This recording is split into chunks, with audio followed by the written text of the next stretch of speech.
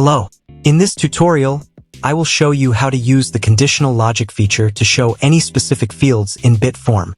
Let's begin. To create your first form, simply click on the Create First Form button. Choose what type of form you want to create from here. I want to create a simple contact form, so simply use this template. Now, drag and drop the necessary fields from the right sidebar into the form builder. Then navigate to the password field settings. Now customize the label names for each field and hide the confirmation password field. Now go to the settings section. Then select Conditional Logics.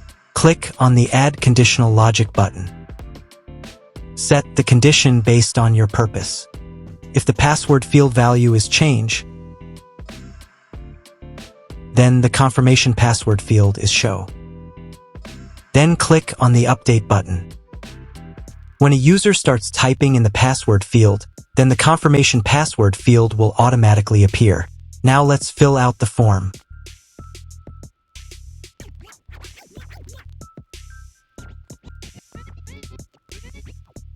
That's all for this tutorial. See you in the next video. Thanks for watching.